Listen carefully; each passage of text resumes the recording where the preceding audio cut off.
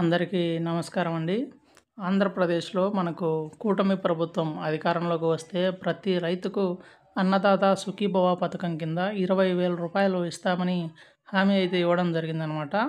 ఈ హామీ ఇచ్చిన ప్రకారం ఈ రాష్ట్ర ప్రభుత్వం అయితే ఈ పథకానికి సంబంధించినటువంటి నిధులను రైతుల అకౌంట్లలో వేయాలని చెప్పి నిర్ణయించడం జరిగింది. ఇప్పటికే ఈ పథకానికి సంబంధించినటువంటి మార్గదర్శకాలను రాష్ట్ర ప్రభుత్వం అయితే వ్యవసాయ శాఖకు ఆదేశాలైతే జారీ చేయడం జరిగిందనమాట. ఇప్పుడు ఈ పథకాన్ని పొందాలంటే ఎలాంటి అర్హతలు ఉండాలో ఒకసారి అయితే చూద్దాము. మనకు తప్పనిసరిగా ఆంధ్రప్రదేశ్‌లో నివసిస్తున్న వ్యక్తి అయి ఉండాలి. అలాగే అతను పొలం కూడా కలిగి ఉండాలన్నమాట. ఆ పొలము మనకు గవర్నమెంట్ రికార్డ్స్‌లో నమోదై ఉండాలి. ఒకవేళ పొలం లేనట్లయితే గనక కౌలు రైతులకు కూడా ఈ పథకం వర్తిస్తుందని గవర్నమెంట్ వారైతే చెప్పడం జరిగింది. అలాగే అటవీ భూములపై హక్కులు ఉన్నవారు కూడా ఈ పథకానికి అర్హులే. మళ్ళీ ఉద్యానవనాలు, అలాగే పట్టు పరిశ్రమలు వంటి రంగాల్లో సాగు చేస్తున్న వారు కూడా ఈ పథకానికి అర్హులు. అలాగే మల్టీ టాస్కింగ్ స్టాఫ్, అలాగే క్లాస్ 4, గ్రూప్ డి ఉద్యోగాలు ఎవరైతే చేస్తున్నారో వారు కూడా ఈ పథకానికి అర్హులే అని గవర్నమెంట్ వారు చెప్పడం జరిగిందనమాట. ఇంకా ఈ పథకానికి వచ్చేసరికి ఎవరు అర్హులు కాదో ఇప్పుడైతే చూద్దాము. మనకు ఎమ్మెల్యేలు, ఎంపీలు, వీళ్ళు ఎమ్మెల్సీలు వీళ్ళు ఉంటారు కదా, రాజ్యాంగబద్ధమైనటువంటి పదవుల్లో వారైతే గనక ఈ పథకానికి అనర్హులని చెప్పి గవర్నమెంట్ వారైతే నిర్ణయించారు. అలాగే ట్యాక్స్ ఎవరైతే పే చేస్తున్నారో వారు కూడా ఈ పథకానికి అనర్హులు. అలాగే మళ్ళీ వచ్చేసరికి నెలకు 10,000 రూపాయలు లేదా అంతకంటే ఎక్కువ పెన్షన్ తీసుకుంటూ ఎవరైతే ఉన్నారో వారు కూడా ఈ పథకానికి అనర్హులుగా గవర్నమెంట్ అయితే ప్రకటించడం జరిగిందనమాట.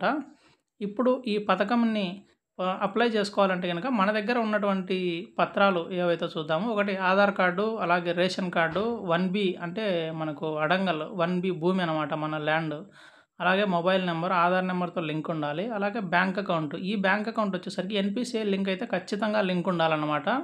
ఒకవేళ మీకు ఎన్పిసిఐ లింక్ లేకపోతే కనుక మీకు డబ్బులు అయితే పడవు.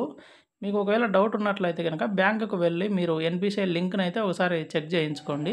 ఇప్పుడు వచ్చేసి మనకు అన్నదాత సుఖీభవ పథకానికి రైతులను ఎలా ఎంపిక చేస్తారో అయితే చూద్దాము. వ్యవసాయ శాఖ అధికారులు రైతుల వివరాలను పరిశీలించి మనకు అర్హుల జాబితాను అయితే సిద్ధం చేస్తారనమాట. అంటే వెబ్లాండ్ డేటా ఉంటుంది కదా, మనకు గవర్నమెంట్లో డేటాలో ఉంటుంది కదా, మనకు పొలాలు ఎవరెవరికైతే ఉన్నాయో ఆ డేటా అంతా మనకు వ్యవసాయ శాఖకు అయితే వస్తుందన్నమాట.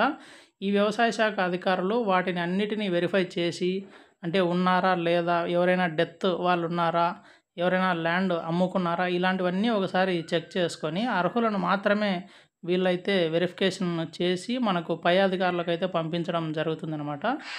ఈ వెరిఫికేషన్ వచ్చేసరికి మే నెల 20వ తేదీ లోపల పూర్తి చేయాలని చెప్పి వ్యవసాయ శాఖ అధికారులను రాష్ట్ర ప్రభుత్వం అయితే ఆదేశించడం జరిగిందనమాట.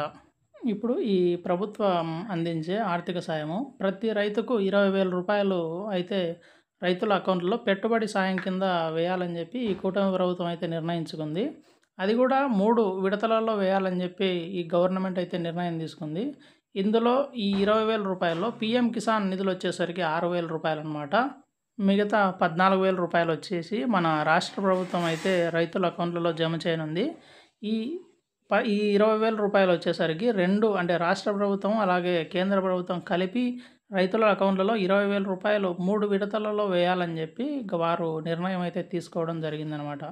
ఇంకా మీకు రైతులకు ఏదైనా డౌట్స్ ఉంటే కనుక నన్ను కామెంట్ సెక్షన్లో అడగండి, మీకైతే ఖచ్చితంగా రిప్లై ఇస్తాను. వీడియో నచ్చినట్లయితే లైక్ చేయండి. Thank you. Please subscribe my channel. అలాగే మీ తోటి రైతులకు కూడా ఈ వీడియోని షేర్ చేయండి, వాళ్ళకు కూడా కొంచెం యూజ్ అవుతుంది.